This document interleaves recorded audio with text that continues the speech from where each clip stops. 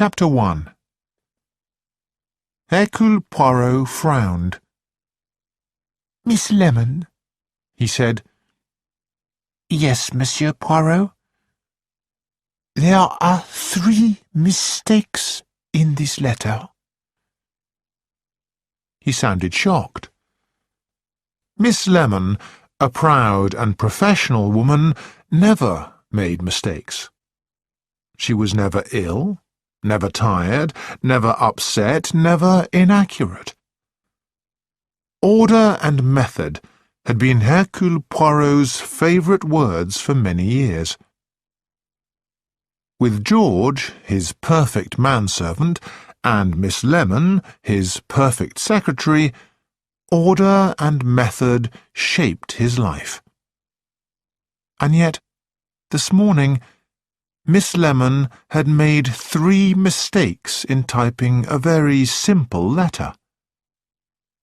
The world had stopped turning.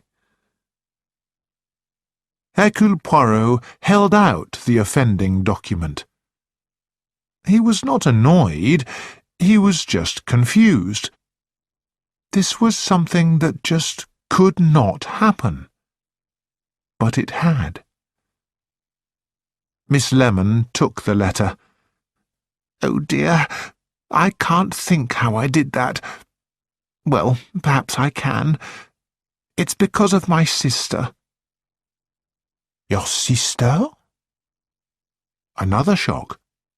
Poirot had never known that Miss Lemon had a sister. Miss Lemon nodded. "Yes, most of her life she has lived in Singapore. Her husband was in the rubber business there, but he died 4 years ago. There were no children, so when she came back to England I found a very nice little flat for her, but—" Miss Lemon paused. "Well, she was lonely, and she told me that she was thinking about taking a job." "Job?" "Looking after a hostel for students. It is owned by a woman who is partly Greek, and she wanted someone to manage it for her. It's a big old house, and my sister was going to have a very nice flat." Miss Lemon stopped, and Poirot made an encouraging noise for her to continue. "I wasn't sure about it, but my sister likes to be busy, and she's always been good with young people." "So your sister took the job?" Poirot asked. "Yes. She moved into 26 Hickory Road about 6 months ago, and she liked her work there." Hercule Poirot listened. So far, the story of Miss Lemon's sister had been disappointingly ordinary. "But for some time now, she's been very worried." "Why?" "Well, Monsieur Poirot, she doesn't like the things that are going on there." "There are students there of both sexes?" Poirot inquired delicately.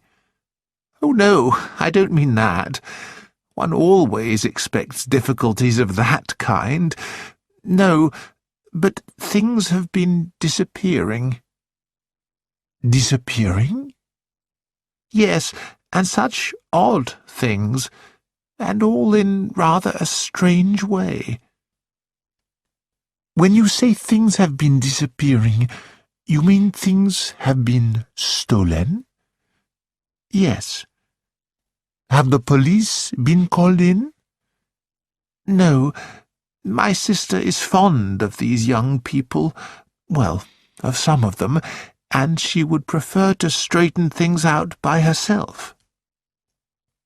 "Yes," said Poirot. "I can understand that. But that does not explain, if I may say so, your own anxiety." "I cannot help feeling that something is going on which I do not understand. No ordinary explanation seems to fit with the facts. Poirot nodded. Not an ordinary thief? A kleptomaniac, perhaps? I do not think so. I read about the subject in the Encyclopaedia Britannica, but I was not persuaded. Hercule Poirot was silent for a minute and a half. Did he wish to involve himself in the troubles of Miss Lemon's sister? But it was very inconvenient to have Miss Lemon making mistakes in his letters.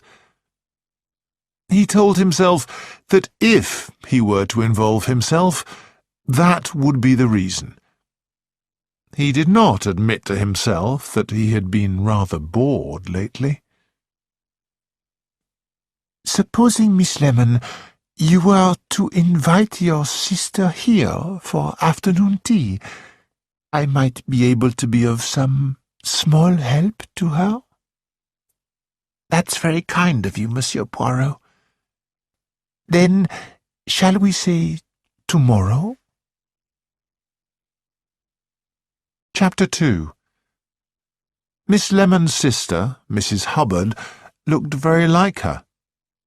She was a little fatter, her hair was more stylish, and she was gentler in manner, but her eyes were the same sharp eyes that shone through Miss Lemon's glasses. "This is very kind of you, Monsieur Poirot," she said. "Very kind, and such a wonderful tea, too. First we enjoy our tea, afterwards we talk business." Poirot smiled at her and stroked his moustache. "Can you explain to me exactly what worries you?" "Yes, I can. It would be natural for money to be taken, and jewellery, that's natural too. Well, I don't really mean natural, but it would make sense. So I'll just read you a list of the things that have been taken." Mrs. Hubbard opened her bag and took out a small notebook. "Evening shoe, 1 of a new pair. Bracelet, cheap. Diamond ring, found in a plate of soup. Powder compact, lipstick, stethoscope, old grey trousers, electric light bulbs, box of chocolates, silk scarf, cut to pieces, rucksack, cut to pieces, boracic powder, bath salts, cookery book." Hercule Poirot took a long, deep breath. Very interesting. I congratulate you, Mrs. Hubbard." She looked surprised. "But why, Monsieur Poirot?" "I congratulate you on having such an unusual and beautiful problem." "Well, perhaps it makes sense to you, Monsieur Poirot, but it does not make sense at all. Why was such a strange collection of things stolen? Is there any system there? The first thing to do is to study the list of objects very carefully." There was a silence while Poirot did this. When he finally spoke, Mrs. Hubbard jumped. "The first thing that I notice is this," said Poirot. "Most of the things were of small value except for 2, a stethoscope and a ring. Forget the stethoscope for a moment. I would like to concentrate on the ring. You say a diamond ring?" "Yes, it had been Miss Lane's mother's engagement ring. She was most upset when it was missing, and we were all relieved when it reappeared the same evening in Miss Hobhouse's plate of soup. Just an unpleasant joke, we thought. And so it may have been, but I myself think for someone to steal the ring and then return it is important. If a lipstick or a powder compact or a book are missing, you do not call in the police. But a diamond ring is different. It is very likely that the police will be called in, so the ring is returned. But why take it if you're going to return it? Said Miss Lemon. That is a good question, said Poirot. But for the moment we will forget questions. I am concentrating now on the objects. Who is this Miss Lane from whom the ring was stolen? Patricia Lane. She's a very nice girl who's studying history. Rich? She's got a little money, but she doesn't have many new clothes. What is she like? Well, she's neither dark nor fair, and rather quiet. A serious type of girl. And the ring was found in Miss Hobhouse's plate of soup. Who is Miss Hobhouse? Valerie Hobhouse. She's a clever girl with dark hair and rather a sharp manner. She works in a beauty salon, Sabrina Fair. Are these two girls friendly? Mrs. Hubbard thought. I think so. Patricia gets on well with everybody, really. Valerie has her enemies, but she's got her admirers too, if you know what I mean. I think I know, said Poirot. He looked at the list again. What is so interesting is the different groups of things.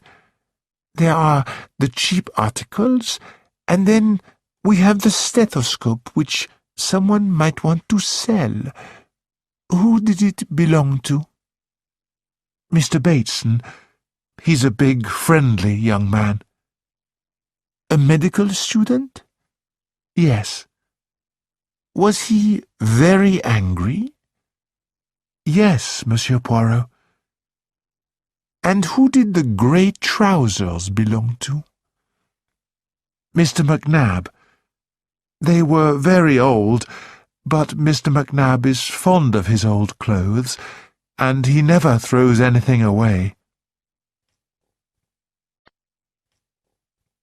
So we have come to the things that seem not worth stealing. Old trousers, light bulbs, boracic powder, bath salts, a cookery book. The boracic was probably taken by mistake. The cookery book may have been borrowed and not returned. Then there is the evening shoe, one of a new pair. Who do they belong to? Sally Finch. She's an American girl studying science over here on a scholarship. She was going to a party in evening dress, and the shoes were really important because they were her only evening shoes.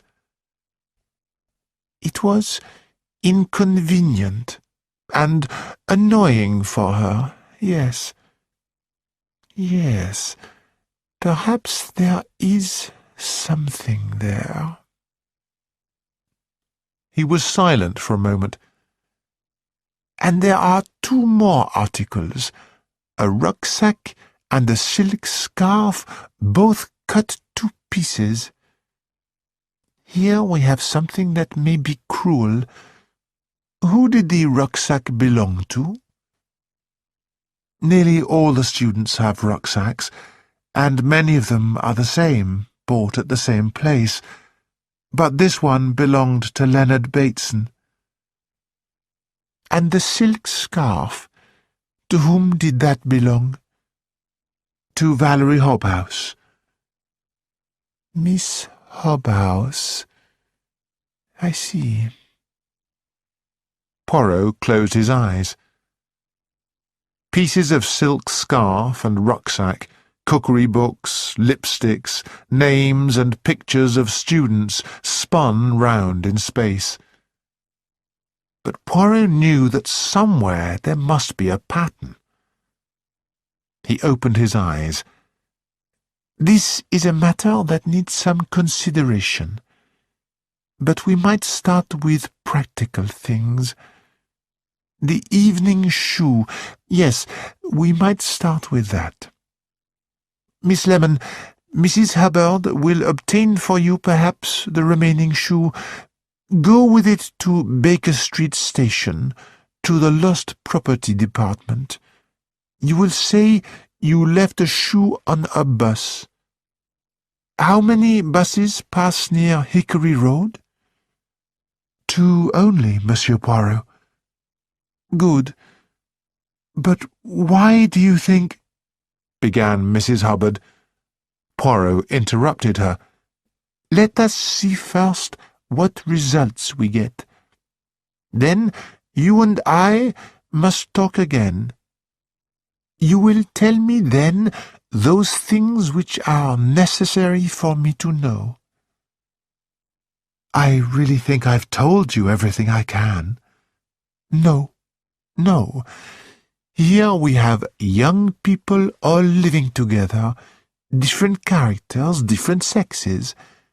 A loves B, but B loves C, and D and E hate each other because of A, perhaps. It is all that I need to know. I'm sure, said Mrs. Hubbard uncomfortably, I don't know anything about that sort of thing. But you are interested in people. You will tell me. Yes, you will tell me. Because you are worried. Not about what has been happening. You could go to the police about that. The owner, Mrs. Nicolettis, would not like to have the police called in, I can tell you that. Poirot paid no attention to this, and continued, No, you are worried about someone. Someone who you think may have been involved in this. Someone, therefore, that you like. Really, Monsieur Poirot? Yes, really. And I think you are right to be worried. For that silk scarf cut to pieces, it is not nice. And the rucksack, that also is not nice. The rest, it seems like childishness, and yet I am not sure. I am not sure at all. Chapter 3. Hurrying up the steps, Mrs. Hubbard put her key into the door of 26 Hickory Road. Just as it opened, a big young man with red hair ran up behind her. "Hello, Ma.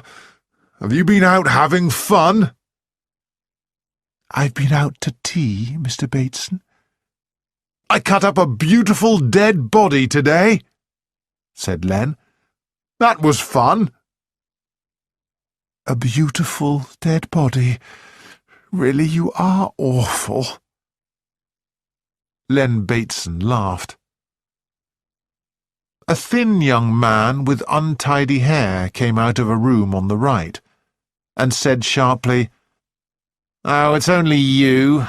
I thought because of the noise it must be at least a group of big men." "I hope it doesn't harm your nerves," replied Bateson. "Not more than usual," said Nigel Chapman, and went back into his room. "Our delicate flower," said Len. "Now don't you two quarrel," said Mrs. Hubbard. I like everyone to be friendly." The big young man smiled down at her. "I don't mind Nigel, Ma." "Oh, Mrs. Hubbard, Mrs. Nicoletis is in her room and said she would like to see you as soon as you got back." A tall, dark girl stood against the wall on the stairs to let her pass. Mrs. Hubbard sighed and went on up. Len Bateson said, "What is it, Valerie? Complaints about our behaviour?" "I don't know." The girl came down the stairs. "This place gets more like a madhouse every day." She went through the door on the right. In fact, 26 Hickory Road was two houses, 24 and 26. They had been made into one on the ground floor so that there was a large sitting room and dining room there. Two staircases led to the floors above, which remained separate. The girls occupied bedrooms on the right-hand side of the house, and the men on the other, the original number 24. Upstairs, Mrs. Hubbard knocked on the door of Mrs. Nicoletis's room and entered. Mrs. Nicoletis was on the sofa. She was a big woman, still good-looking, with an angry-looking mouth and large brown eyes. "Ah, so there you are." "Yes," said Mrs. Hubbard. "I was told you wanted to see me." "Yes, I do. It is disgusting." "What's disgusting?" "These bills." Mrs. Nicoletis showed her a handful of papers. "What are we feeding the students on? Shellfish and champagne? Is this Ritz Hotel?" "They get a good breakfast and a good evening meal. Plain, healthy food. It is all very economical." "Economical? You dare to say that to me, when I am being ruined?" "You make a very good profit, Mrs. Nicoletis." "Bah! That Italian cook and her husband, they cheat you over the food." "Oh, no, they don't. I can tell that no one cheats me over anything." "Then it is you yourself, you who are robbing me." Mrs. Hubbard remained calm. "I can't allow you to say things like that. It is not nice, and one day you will be in trouble for it." "Ah!" Mrs. Nicoletis threw the bills up in the air from where they fell to the floor in all directions. "You admit that these totals are higher than those of last week?" "Of course they are." Mrs. Hubbard bent and picked the bills up. "There's been some very good cut-price food at Lampson's stores. I've taken advantage of it. Next week's totals will be below average. There." Mrs. Hubbard put the bills in a neat pile on the table. "Anything else?" "The American girl, Sally Finch, she talks of leaving. I do not want her to go. She will bring here other American scholars. She must not leave." "What's her reason for leaving?" "How can I remember? It was not true what she said. I could tell that." "You will talk to her?" "Yes, of course." "It must be because of the communists. You know how Americans hate communists. Nigel Chapman, he is a communist." I doubt it. Yes, yes. You should have heard what he was saying one evening. Nigel will say anything to annoy people. You know them all so well. Dear Mrs. Hubbard, you are wonderful. I say to myself again and again, what would I do without Mrs. Hubbard? Well, I'll do what I can. She left the room and hurried along the passage to her own sitting room. But there was to be no peace for Mrs. Hubbard just yet. As she entered, a tall figure stood up and said, "I would like to speak to you for a few minutes, please." "Of course, Elizabeth." Mrs. Hubbard was rather surprised. Elizabeth Johnston was a girl from the West Indies who was studying law. She was hard-working and ambitious, and kept herself to herself. But Mrs. Hubbard heard a slight shake in her voice. "Will you come with me to my room, please?" Mrs. Hubbard followed her up to the top floor. Elizabeth opened the door of her room and went across to a table near the window. "Here are my work notes, the result of several months' hard study. You see what has been done?" Mrs. Hubbard gasped. Ink had been spilled on the table. It had run all over the papers. Mrs. Hubbard touched it with her finger. It was still wet. "This was done while I was out. It is not even my own ink. Somebody brought ink here and did it deliberately." What a very cruel thing to do. Elizabeth, I am shocked, and will do my best to find out who did this. Do you have any ideas about that? The girl replied at once.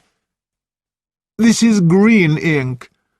Not many people use it, but I know one person here who does. Nigel Chapman."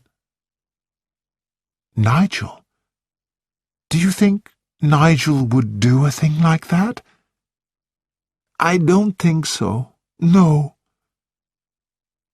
Well, I'm very sorry, Elizabeth, that such a thing has happened in this house. Thank you, Mrs. Hubbard. There have been other things, haven't there? Yes. Yes. Mrs. Hubbard left the room and started towards the stairs. But she stopped suddenly and instead went along the passage to a door at the end. She knocked, and a voice told her to enter. The room was a pleasant one, and Sally Finch herself, a cheerful redhead, was a pleasant person. She was writing at a desk and looked up, smiling. "Sally, have you heard what's happened to Elizabeth Johnston?" "What has happened to her?" Mrs. Hubbard told her about the green ink. "That's an awful thing to do," Sally said. "But everybody likes Elizabeth, so who—" "Well, it fits in with all the other things. That's why—" "That's why what?"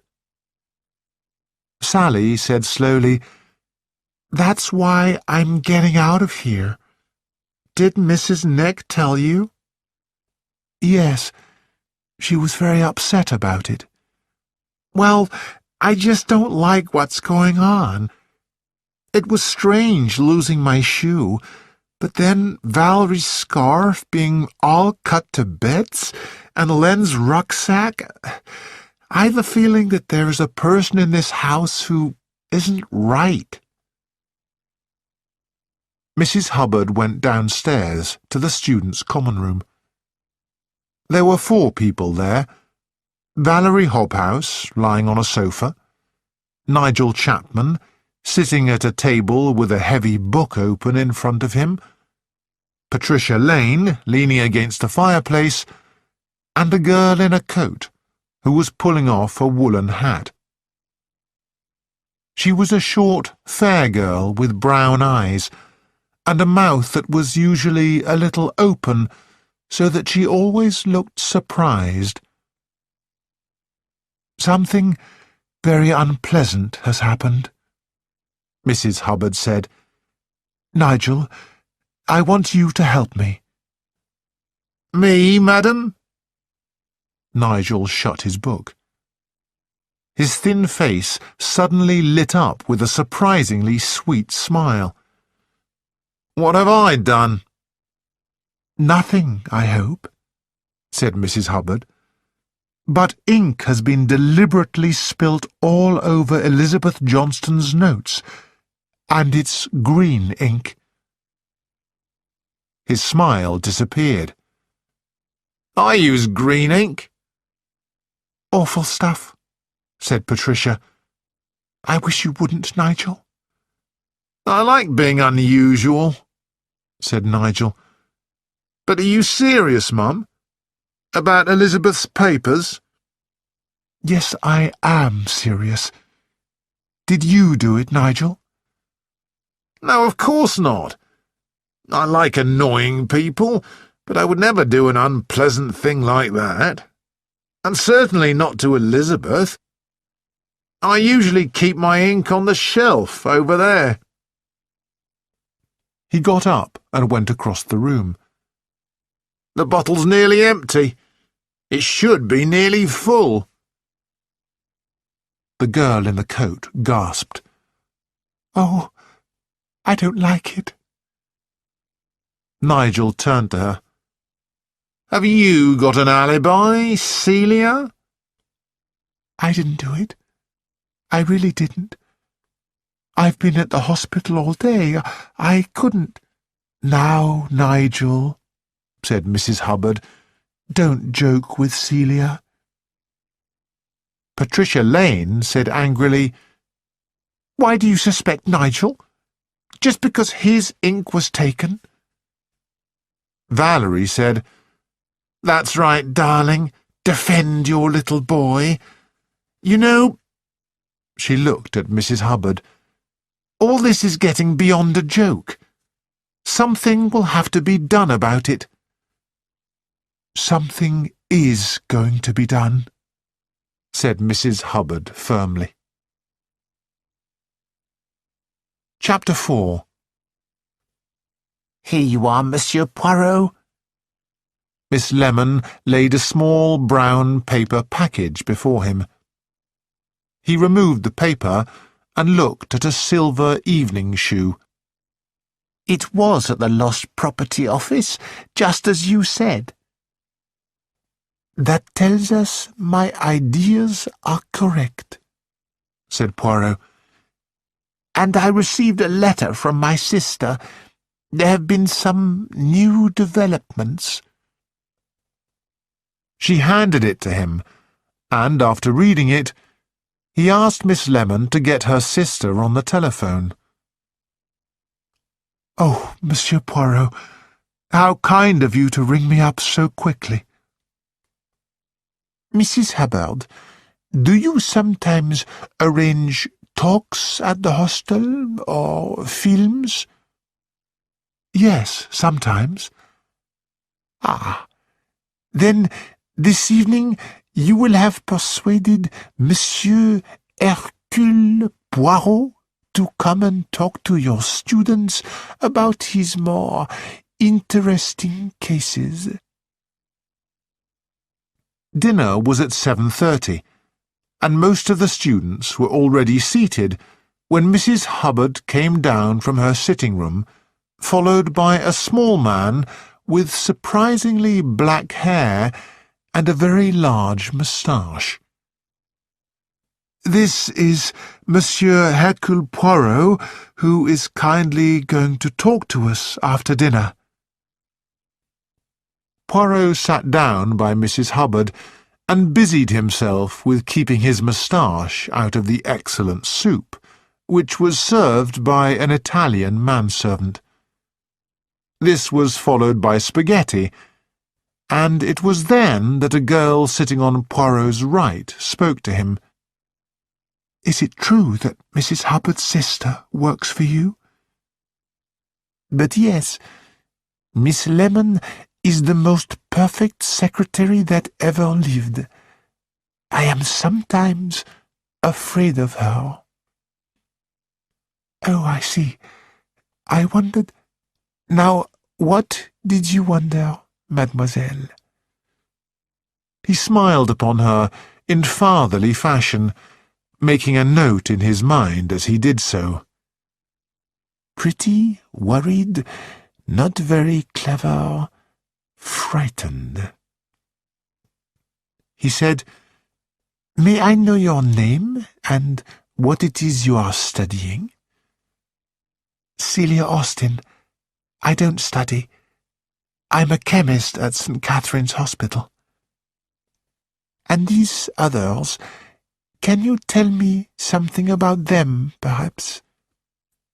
"Well, sitting on Mrs. Hubbard's left is Nigel Chapman.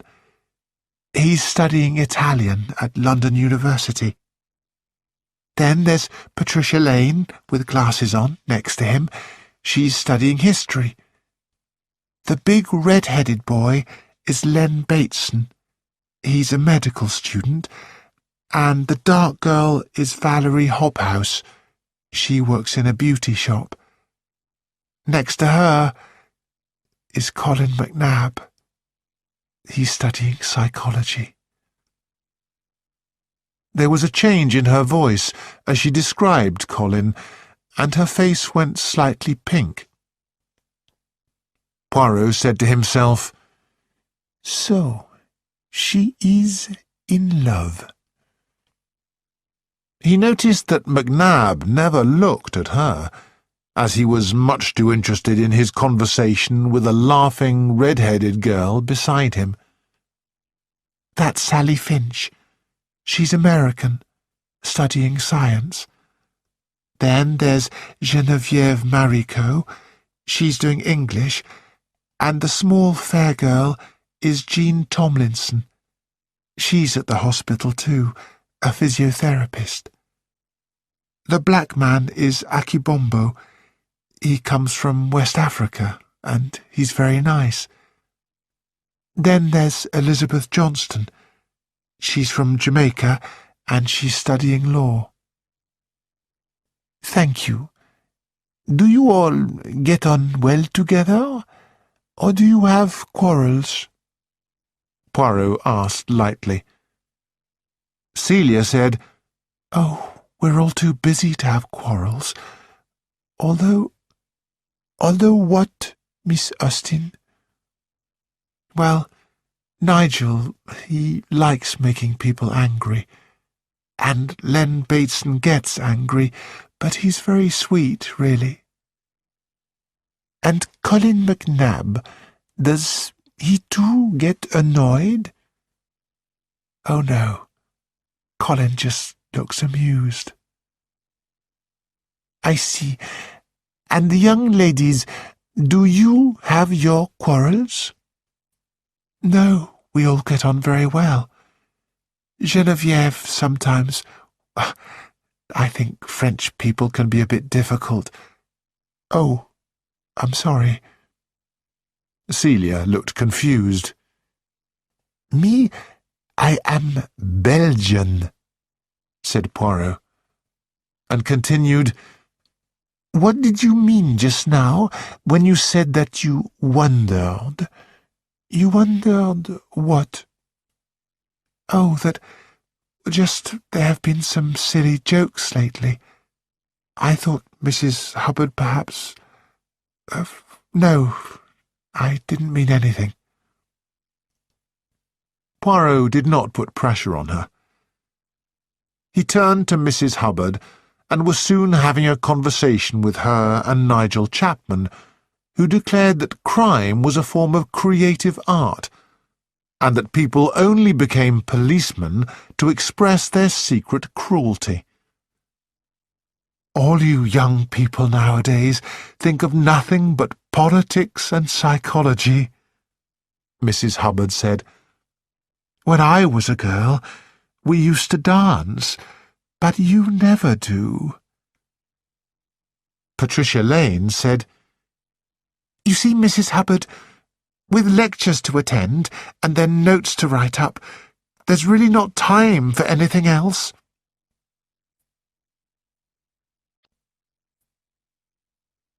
A chocolate pudding followed the spaghetti, and afterwards they all went into the common room, and Poirot was invited to begin his talk. He spoke in his usual confident way about some of his more entertaining cases, exaggerating a little to amuse his audience. And so, you see, he finished, prevention always is better than cure. We want to prevent murders, not wait until they have been committed. The students clapped loudly. Poirot bowed. And then, as he was about to sit down, Colin McNab said, "And now, perhaps, you'll talk about what you're really here for." Patricia said, Colin. "Well, we can guess, can't we?" He looked round. "Monsieur Poirot has given us a very amusing little talk, but that's not what he came here for. He's here as a working detective. You don't really think, Monsieur Poirot, that we don't know that?"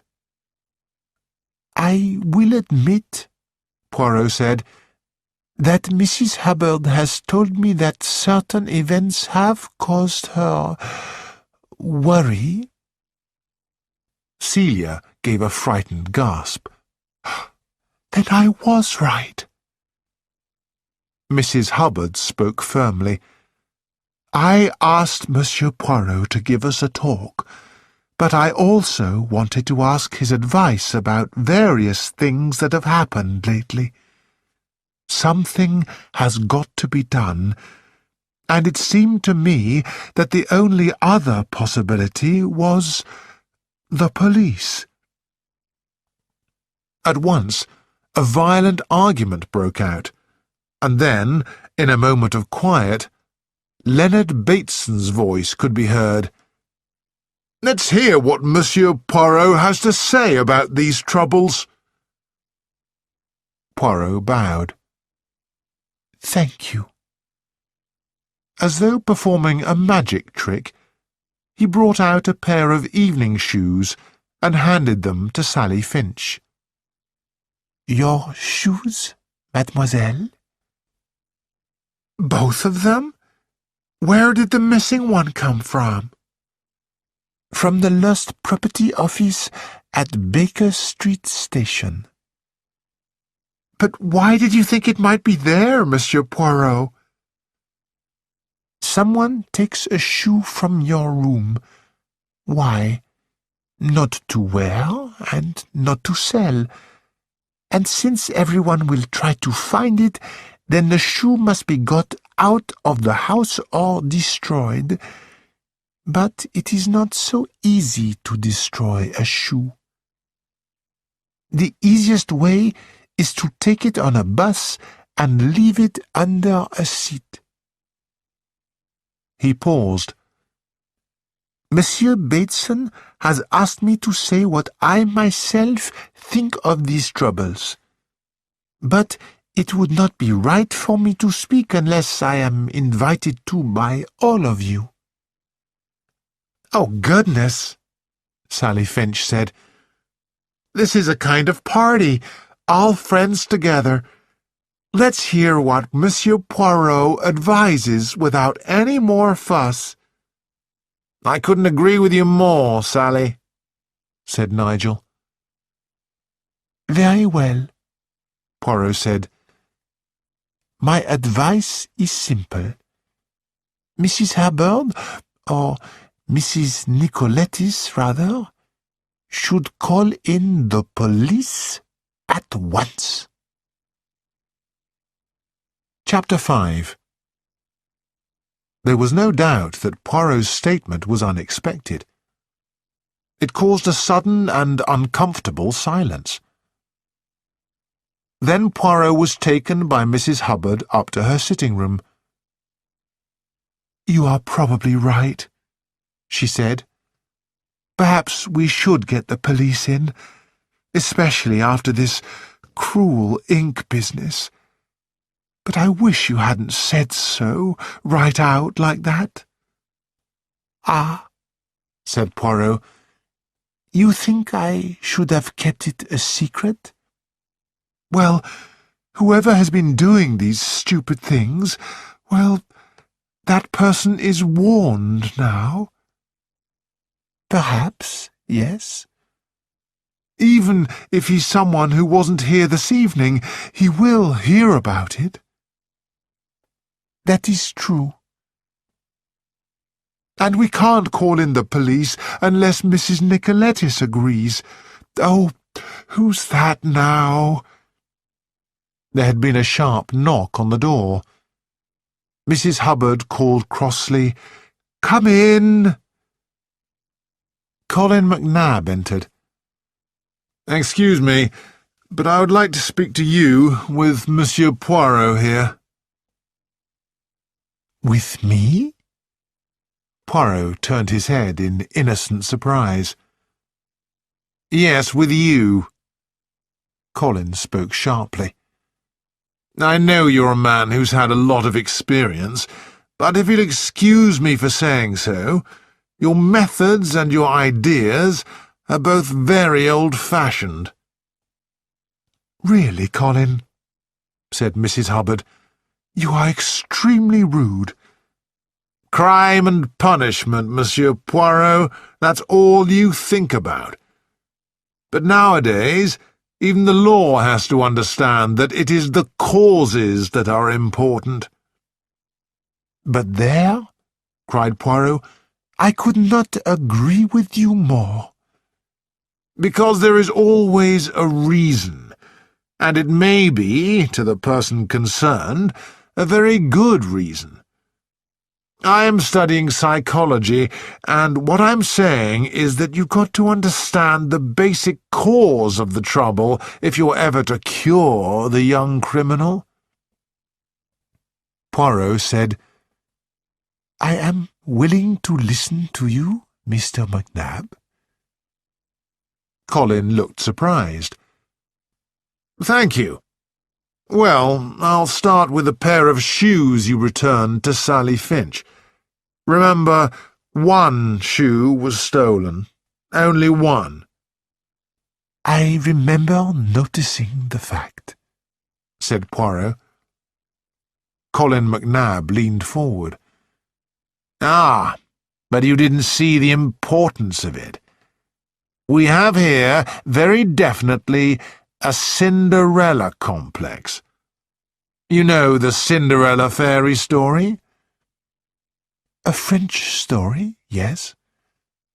Cinderella, the servant, sits by the fire. Her sisters go to the prince's party. A fairy godmother sends Cinderella, too, to that party. At midnight, her beautiful clothes turn back to rags. She escapes, leaving behind her one shoe.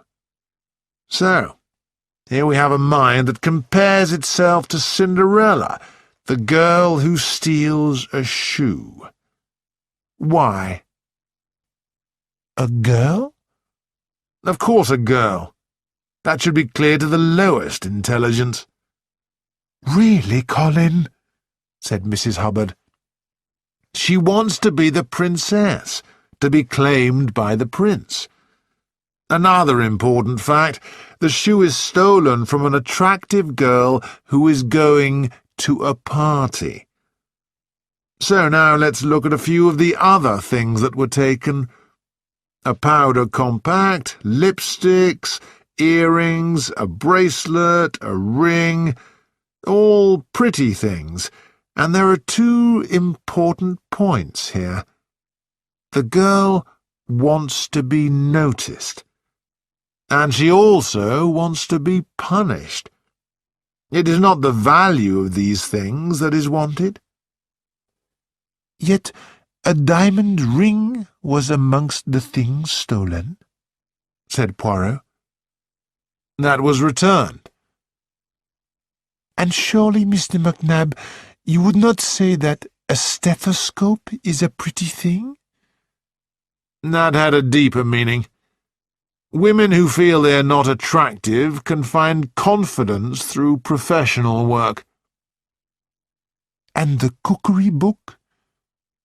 A symbol of home life, husband and family. And boracic powder? Colin said crossly, Monsieur Poirot, nobody would steal boracic powder. Why would they? This is what I have asked myself. Mr. McNab, you seem to have an answer for everything. Explain to me, then, the importance of an old pair of grey trousers. Your trousers, I understand. For the first time, Colin appeared uncomfortable. I could explain that, but it would be complicated and perhaps, well, rather embarrassing. Ah, and the ink that is spilt over another student's papers, the silk scarf that is cut, do these things cause you no worry? Colin's calmness suddenly disappeared. They do. She ought to have treatment, at once, medical treatment. She's all confused. If I— Poirot interrupted him. You know, then, who she is? I think perhaps that I do. Poirot said quietly, A girl who is not very successful with men, a kind girl, a girl who is not very clever, a girl who feels lonely, a girl— There was a knock on the door. Come in, said Mrs. Hubbard. The door opened. Ah, said Poirot. Exactly. Miss Celia Austen. Celia looked at Colin with pain in her eyes. I didn't know you were here. I came because— She took a deep breath and rushed to Mrs. Hubbard. Please, please don't send for the police. It's me. I've been taking those things. I don't know why. I just— something told me to. She turned to Colin. So now you know what I'm like, and you'll never speak to me again. I'm awful. No, you're not, said Colin. If you'll trust me, Celia, I'll soon be able to put you right. Oh, Colin, really? He took her hand. Don't worry.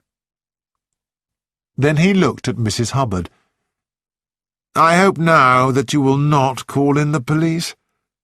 Celia will return anything she has taken. I can't return the bracelet and the powder compact, said Celia anxiously. I put them in a rubbish bin, but I'll buy new ones. And the stethoscope? Said Poirot. Where did you put that? I didn't take the stethoscope, and it wasn't me who spilt ink over Elizabeth's papers. I would never do a thing like that. Yet you cut up Miss Hobhouse's scarf, mademoiselle. Celia looked uncomfortable.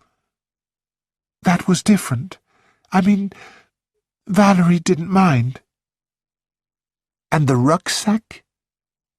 Oh, I didn't cut that up. That was done with anger.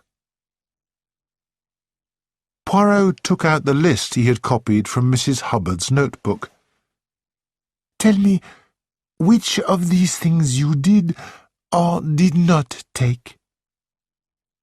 Celia read the list. I don't know anything about the rucksack, or the electric light bulbs, or bath salts. And the ring was just a mistake. When I realized it was valuable, I returned it. Colin said quickly, I can promise you that there will be no more things taken. From now on, I'll be responsible for her. Oh, Colin, you are good to me. I would like you to tell me all about your early home life, Celia. Did your parents get on well together? Oh, no, it was awful. Exactly. And Mrs. Hubbard interrupted. That is enough. I'm glad, Celia, that you've told the truth. Now, please go.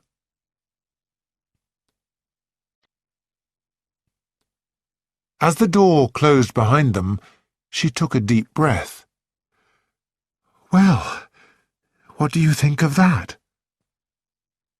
Hercule Poirot smiled.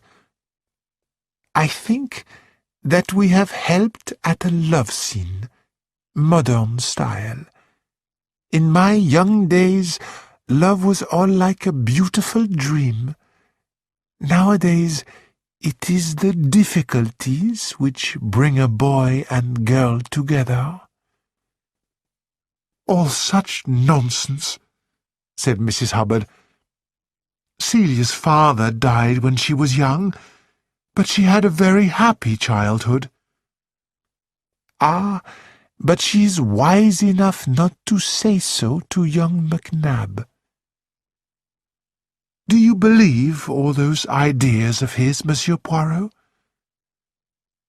I do not believe that Celia had a Cinderella complex. I think she stole unimportant articles in order to attract the attention of Colin McNab, and she has been successful. I do apologize for wasting your time over such a silly business. Anyway, all's well that ends well. No, no. Poirot shook his head. I do not think we are at the end yet. There are things still that are not explained, and I think that we have here something serious, really serious. I wonder, madame, if I could speak to Miss Patricia Lane. I would like to examine the ring that was stolen. Why, of course, Monsieur Poirot. I'll go down and send her up to you. Patricia Lane came in shortly afterwards. Mrs. Hubbard said you wanted to see my ring. She slipped it off her finger and held it out to him. It was my mother's engagement ring. Poirot nodded. She is alive still, your mother? No, both my parents are dead. That is sad.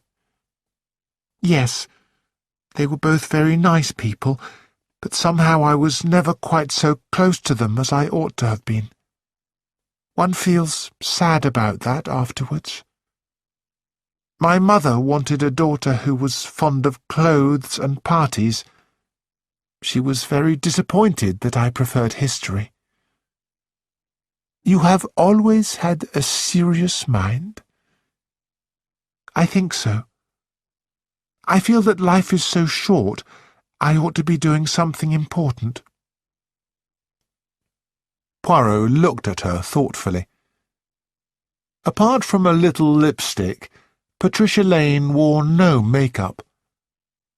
Her mouse-coloured hair was combed back from her face, and her blue eyes looked back at him through glasses. Patricia was saying, "I'm really very shocked about what happened to Elizabeth. It seems to me that someone deliberately used the green ink to blame Nigel. But Nigel would never do a thing like that." Ah. Poirot looked at her with more interest. Nigel's not easy to understand. You see, he had a very difficult home life. My goodness, another of them. What did you say? Nothing. Please continue. About Nigel. He's very clever, but even if everybody in this place thinks he did that trick with the ink, he won't say that he didn't. He'll just say, "Let them think it if they want to." And that attitude is really so stupid. It can be misunderstood, certainly. It's a kind of pride, I think, because he's always been misunderstood. In some ways, in spite of his being so independent, he needs looking after, like a child. Poirot felt suddenly very tired of love and was glad to be past all that. He stood up. "Will you permit me, mademoiselle, to keep your ring?